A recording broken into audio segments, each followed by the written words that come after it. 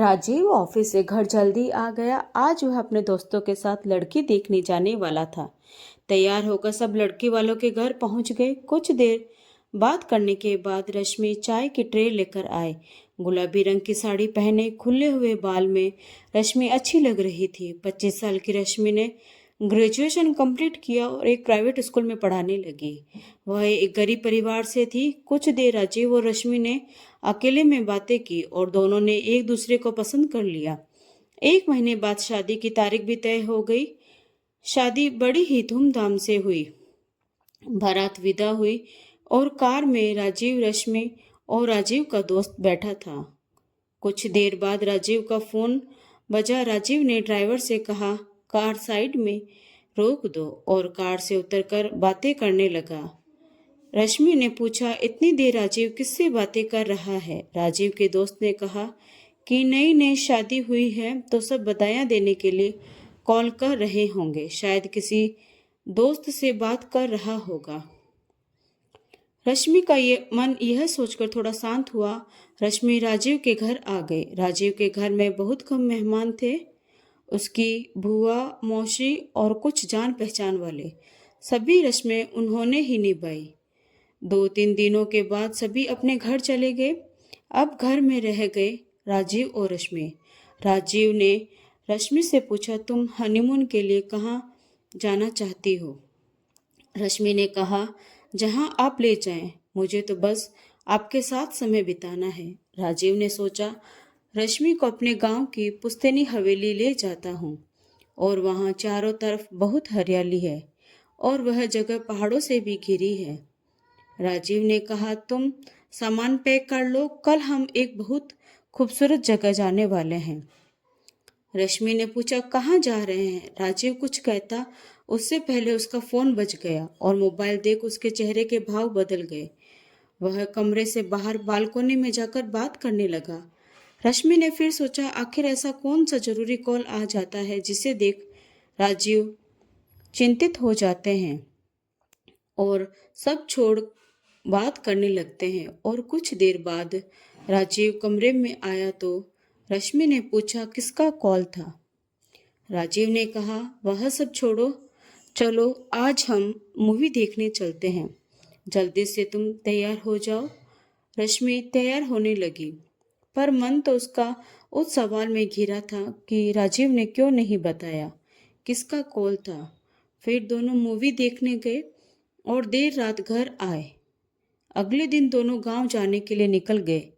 बहुत ही सुंदर नज़ारा था। कहीं कहीं रुककर दोनों ने तस्वीरें भी ली। 2 घंटे के सफर के बाद वह गांव पहुंच गए।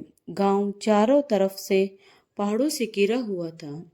जैसे ही हवेली आई, राजीव और रश्मि कार से उतरे। रश्मि हवेली को देखकर हैरान रह गई। रश्मि ने देखा, हवेली के बाहर लिखा हुआ था, राधा कृष्णा हवेली।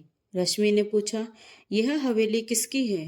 राजीव ने कहा, यह हवेली मेरे पिता की है। वह अपने माता पिता की इकलौती संतान थी, तो उनके पिता ने उन्हें यह दे दी थी। फिर एक 20 साल की लड़की हवेली से बाहर आई। उसे देख राजीव ने रश्मि से कहा, यह गौरी है, सरिता काकी की बेटी है। पहले काकी हवेली की देखरेख करती थी, अब गौरी करती है। गौरी सारा सामान अंदर ले गई। रश्मि भी उसके साथ अंदर चली गई। रश्मि ने देखा कि हवेली बहुत ही सुंदर है, कई कीमती और पुरानी चीजों से सजी हुई है। उसने ऐसी आलीशान हवेली कभी नहीं देखी थी। गौरी ने रश्मि से कहा, भाभी आप हाथ मुंह धो लो, मैं खाना लगाती हूँ। रश्मि कमरे में जाती है और देखती है, बहुत ही आलीशान कमरा है। सुंदर पेंटिंग, झूमर, सोफे, कालीन, यह सब उसने पहले कभी नहीं देखा था। दोनों खाना खाकर घूमने निकल गए।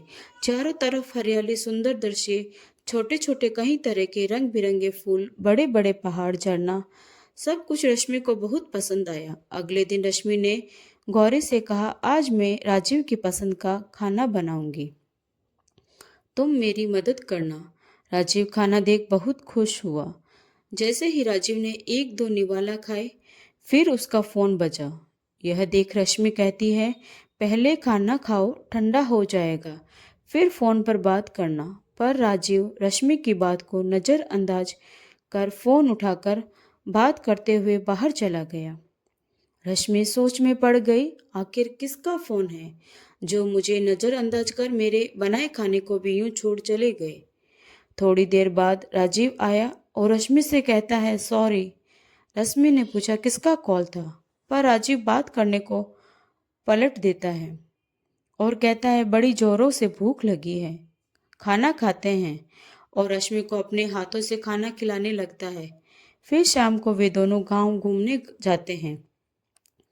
दोनों बैलगाड़ी में बैठकर खेतों में घूमते हैं, पेड़ पर से आम तोड़कर खाते हैं। पर रश्मि अब भी सोच में डूबी रहती है। रात को राजीव रश्मि को खेत में बने मकान पर ले जाता है। चांदनी रात में दोनों वहां एक दूसरे की बाहों में बाहें डाले बैठे बातें करते हैं। अगले दिन राजीव नहा रहा था और रश्मि कमरे में फूलदान में फूल सजा रही थी। तभी राजीव के मोबाइल की घंटी बजती है। रश्मि मोबाइल में नाम पढ़ती है, आयुष। वह फोन उठाने जाती है पर फोन कट जाता है। तभी मैसेज अलर्ट टोन बजता है। वह मैसेज देखती है। मैसेज किसी आयुष का ही होता है। बस वह इतना ही पढ़ पाती है कि पापा फोन क्यों नहीं किया। लॉक लगा होने के कारण वह पूरा मैसेज नहीं पढ़ पाती। रश्मि पापा शब्द पर सोच में पड़ जाती है कि आखिर यह आयुष है कौन और राजीव को पापा क्यों कह रहा है। कहीं राजीव तलाकशुदा तो नहीं और उसका एक बेटा हो। उसने मुझे धोखा दिया है, क्योंकि पढ़ा लिखा पैसे वाला इंसान मुझ जैसी साधारण लड़की से शादी क्यों करेगा। ऐसे कई सवाल उसके मन में उठ रहे थे। उसने राजीव से पूछना चाहा, पर वह सोच में थी कि पूछे या ना पूछे। वह पूरा दिन उदास और बेचैन थी। राजीव ने बाहर घूमने जाने के को कहा, पर रश्मि ने सर दर्द का बहाना बना लिया। रात को 2 बजे के आसपास रश्मि की नींद खुली और देखा कि राजीव बिस्तर पर नहीं है। वह उसे ढूंढती है। उसने एक कमरे की लाइट जलती देखी। वह उस कमरे में जाने लगी, पर दरवाजा अंदर से बंद था। रश्मि वापस आकर सो गई। कुछ देर बाद राजीव भी आकर सो गया। रश्मि सुबह देखती है, अब उस कमरे के दरवाजे पर ताला लगा हुआ है। अगले दिन सुबह राजीव बाहर बैठा चाय पी रहा था। रश्मि रसोई में गौरी के पास गई और पूछती है, उस कमरे में ताला क्यों लगा हुआ है। गौरी कहती है, पता नहीं भाभी, मैं जब से यहाँ काम कर रही हूँ तब से वहाँ ताला ही देखा। भैया के पास चाबी रहती है, उन्हें ही मैंने उस कमरे में जाते देखा है।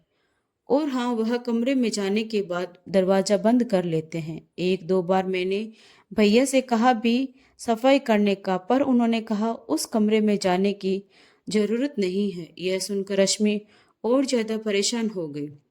सोचती है, आखिर उस बंद कमरे के पीछे का क्या रहस्य है। रश्मि को रात को रश्मि जल्दी सोने का नाटक करती है। कुछ देर बाद देखती है कि राजीव एक बॉक्स में से चाबी निकाल फिर उस कमरे में जाता है। रश्मि भी उसके पीछे जाती है, पर आज भी दरवाजा अंदर से बंद था। अगले दिन रश्मि सुबह राजीव से कहती है, मैं सोच रही हूँ आज कुछ स्पेशल खाना बनाओ, तुम यह लिस्ट लो और सामान ले आओ। तब राजीव कहता है, गौरी को भेज दो। रश्मि कहती है, वह मेरी मदद कर रही है। राजीव लिस्ट को लेकर बाजार चला जाता है। उसके जाते ही रश्मि उस बॉक्स में से चाबी निकालकर उस कमरे का दरवाजा खोलती है। जैसे ही रश्मि कमरे में जाती है, उसके होश उड़ जाते हैं। वह देखती है दीवार पे एक बड़ी सी तस्वीर लगी है, जिसमें राजीव एक लड़की के साथ है। वहाँ बहुत सारी किताबें अलमारी में रखी है, टेबल चेयर भी है। इतने में राजीव की आवाज़ आती है, रश्मि रश्मि कहाँ हो? अरे मेरा पर्स मैं घर पर ही भूल गया, मिल नहीं रहा। रश्मि गुस्से से उस कमरे से बाहर आती है और राजीव भी रश्मि को देख लेता है। रश्मि कहती है, धोखेबाज इंसान, तुम पहले से शादीशुदा हो, तुम्हारा बेटा भी तुम्हें रोज फोन करता है, तब भी तुम फोन आते ही उठकर चले जाते हो।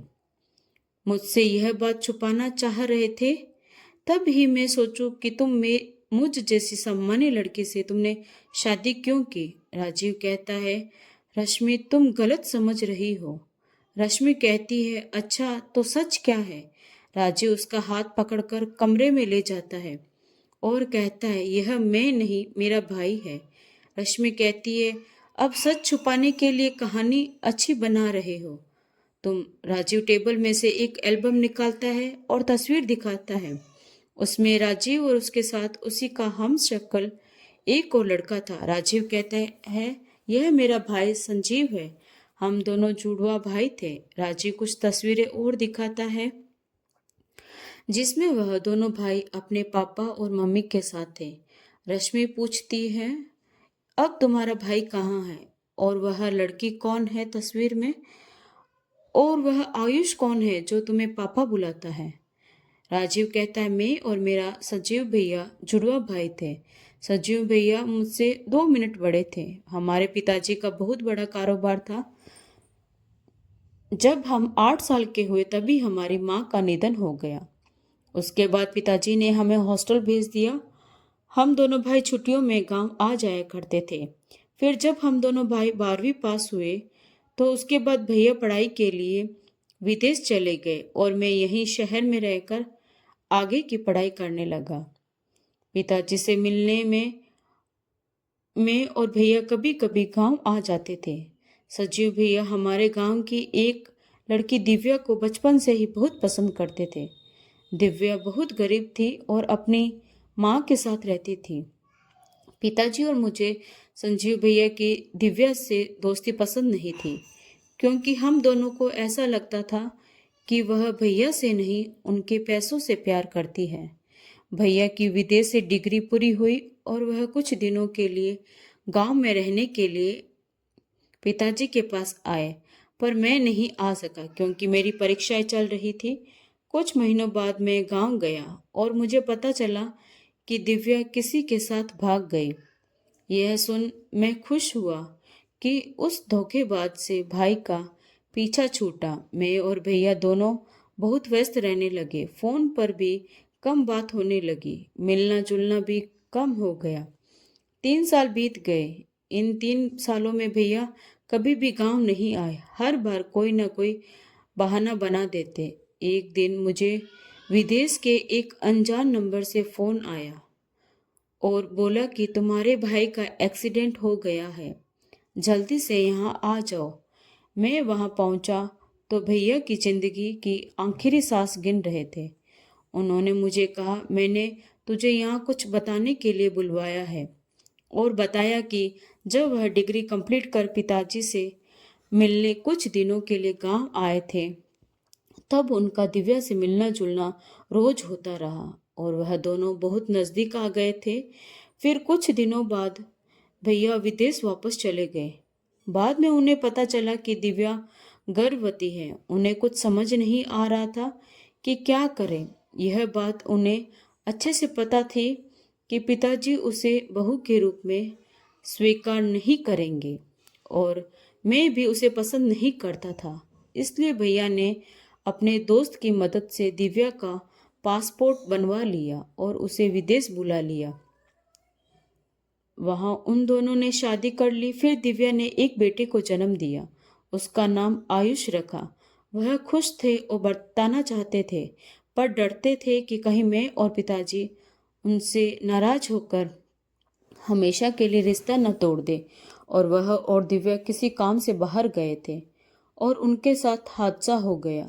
दिव्या वहीं चल बसी और भैया ने बताया, आयुष घर पर उसकी आया के साथ है, अब तुझे उसका ख्याल रखना है। और यह कहते कहते कुछ देर बाद भैया भी चल बसे। जब मैं भैया के बताए हुए पते पर उनके घर गया तो आयुष ने मुझे पापा समझ मेरे गले लग गया। मैं उसे सच बता ना सका, बस इतना जरूर बताया कि उसकी मम्मी अब कभी लौट कर नहीं आएगी। फिर भी मैं आयुष को लेकर यहाँ आ गया। 1 साल आयुष को मैंने अपने साथ रखा, फिर हॉस्टल भेज दिया। पिताजी भैया के जाने का गम बर्दाश्त ना कर सके और चल बसे। आज आयुष 8 साल का हो गया और शहर के हॉस्टल में रहता है। जानती हो रश्मि, यह कमरा भैया का था और जब भी गांव आते इसी कमरे में रहते। एक दिन मैं इस कमरे में दिव्या और भैया की तस्वीर देखी तो उसे बड़ा करवाकर यहाँ लगवा दी। इस कमरे में भैया की यादें हैं और मैं नहीं चाहता कि कोई इस कमरे में आए, इसलिए मैंने इसे बंद कर दिया। मैं ही इसकी सफाई करता हूँ और जब उनकी याद आती है या बेचैन होता हूँ तो यहाँ चला आता हूँ। तब ऐसा लगता है भैया मेरे साथ ही है। यह सब बताते बताते राजीव की आंखें नम हो गई। रश्मि की आंखें भी भर आई। रश्मि ने पूछा, यह सब मुझे पहले क्यों नहीं बताया? मैं कभी आयुष को नहीं बताना चाहता था कि मैं उसका पिता नहीं, चाचा हूँ। वैसे भी वह हॉस्टल में रहता है, इसलिए मैंने सोचा जब तुम थोड़ा मुझसे घुल मिल जाओगी तब बता दूंगा। रश्मि ने कहा, मुझे माफ कर दो, मैंने शक किया। राजीव ने कहा, सॉरी, गलती मेरी ही थी। मुझे ये सब पहले ही बताना चाहिए था। मेरी हरकतों से शक किसी को भी हो सकता है। कुछ दिन गांव रहकर दोनों शहर आ गए। रश्मि ने राजीव से कहा, अब आयुष को आप घर ले आओ। अब से वह हमारे साथ रहेगा और हम दोनों का प्यार चाहिए। आयुष को लेने दोनों हॉस्टल चले जाते हैं। राजीव आयुष को बताता है कि उनकी नई माँ है। आयुष ये सुन बहुत खुश होता है और रश्मि उसे गले से लगा लेती है।